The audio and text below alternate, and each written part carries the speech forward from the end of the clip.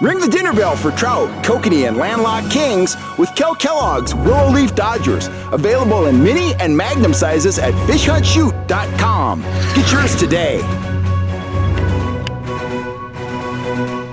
Howdy guys, Kellogg here. Well, this week we've had a lot of weather. I was supposed to go fishing on Monday. That trip got canceled. We had a ton of wind on Monday. And ever since then, we've had periods of wind and periods of rain. Overnight in the Sierra foothills, we had snow. And here at my house, the snow is melting right now. And my whole yard is just a big, drippy mess. I burned a burn pile yesterday.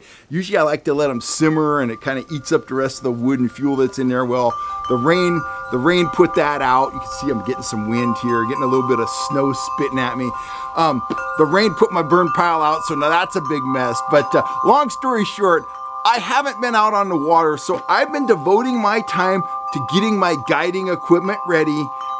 Guiding season, we're gonna kick it off here in about 10 days at Collins Lake, and I'm gonna be on the water a lot. So, I've been getting my camping stuff ready and my tackle box. I've been spending a lot of time on that, cleaning it out. Haven't looked at it since, guiding ended for us last fall, and just getting that stuff all dialed in.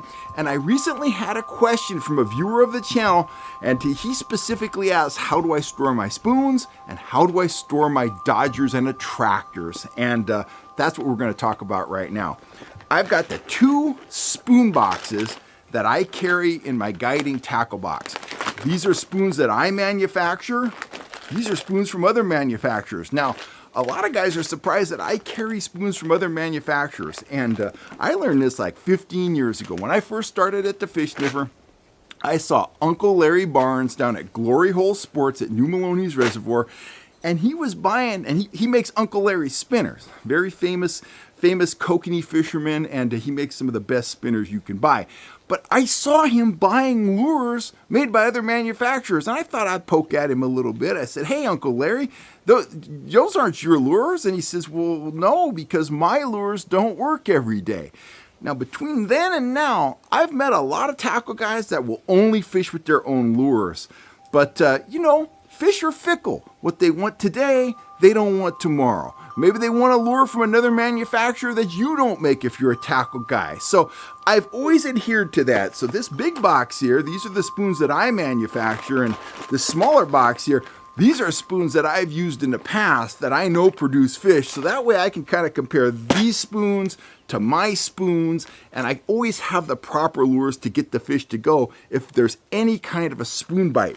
But let's get into storage. Let me show you how I store my spoons. If you just put a bunch of spoons in a compartment box like this and let them rattle around in the tackle box, rattle around in the boat, rattle around in the truck, when you go to get a spoon out of those compartments, you're gonna have a big tangle of spoons, and it's going to take you 10 minutes to get the spoon you want, because invariably the one you want is going to be the one that's most tangled up. So I came on this a couple years ago. I always have a lot of the foam pool floaty material around, and let me grab my Castmasters here. No one should go trout fishing without a selection of Castmasters. Here are mine. You can see I just got them in that pool floaty, and while there's still some hook points out, it keeps them pretty well, organized. So I can look at that and be like, yeah, I want that red and gold one, or I want that brown trout pattern one. Whatever, it just kind of keeps them organized, keeps them from tangling, and allows me to check them out real quick, pick the one I want, put the rest back in the box, and they're ready for action later on. Just got to remember, at the end of the day, you got to put all your spoons back in the pool floaty, so you don't want to head down the road to a bad habit. So those are some spoons from other manufacturers, and this box here of my own spoons was looking pretty empty. I got to build some spoons. I got to restock. I got to cut some more pool floaty and to get this one ready to rock. But in short, that's how I organize and store my spoons. I find that that's pretty efficient. Keeps them from getting tangled, keeps me from getting frustrated out on the water. I can always find the spoon I want, and I'm ready to rock and roll. Let me grab my Dodger box, and I will be right back. I'm back. So here is my Dodger and the Turbo Flasher box. It's not nearly full right now. It's kind of depleted right at the moment. But as you can see, I'll just kind of hold it up here. I've just got the Dodgers laying in the compartments just like that. Here's a Willow Leaf Magnum. Here's one of my fish eyes right here. I've just got them in the compartment. And I've seen some really, whoa, all tangled here. I've seen some really fancy, really nice Dodger, storage systems where they slide into little pockets and they kind of roll up in a canvas sheath and stuff like that. I think those are really cool. I've never owned one. I've always just put them in a compartment box like that. As long as you remember to close the snap on the back of a Dodger, they don't really tend to tangle up. So I like to put them in there like that. I can grab a handful of Dodgers if I want a 6-inch Dodger. I just grab all my 6-inch Dodgers and be like, no, I don't want the chartreuse one. I want the orange one. They might get a little scratched up in there. I don't know. That doesn't seem to affect the performance of them at all. And I haven't really even noticed them getting scratched up. So I hope that answers your questions out there about lure storage.